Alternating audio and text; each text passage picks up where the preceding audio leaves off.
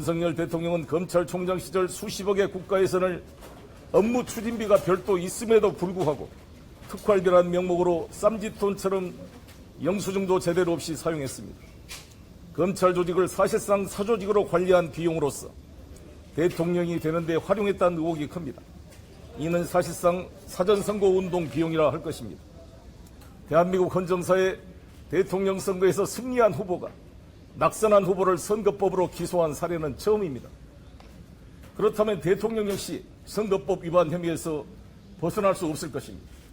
이번 대통령 장모 항소심 법정 구속 유죄 선고를 통해 장모가 남에게 손해를 끼친 적이 없고 오히려 사해를 당했다면서 윤석열 검찰총장 시절 공조직을 이용해 장모 사건 대응 문건을 만들었던 것을 기억하고 있습니다. 국민은 김건희 여사 주가 조작을 옹호하는 수많은 허위사실 유포를 똑똑히 기억하고 있습니다. 살아있는 권력을 수사했던 선배 윤석열 검찰총장을 벤치마킹해야 합니다.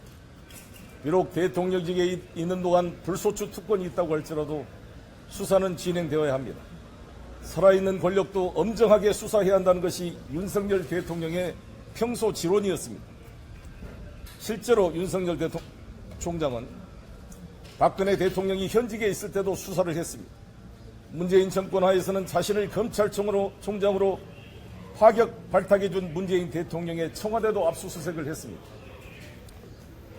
이에 저는 대한민국이 봉건 왕조 시대가 아닌 민주공화국이라고 한다면 대통령의 범법 행위 역시 엄정하게 수사되어야 한다는 헌법적 원칙에 입각하여 고발장을 접수했습니다.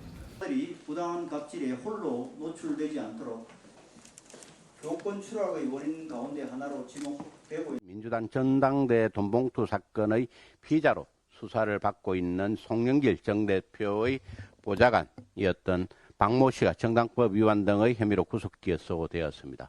이러한 상황 속에 두 번에 걸친 자진 출두 정치쇼를 선보인 송영길 정 대표가 오늘은 윤석열 대통령께서 장모 사건 등과 관련 허위사실을 유포하였다며 공직선거법 위반 및 정당법 위반 혐의로 고발장을 접수하겠다고 합니다.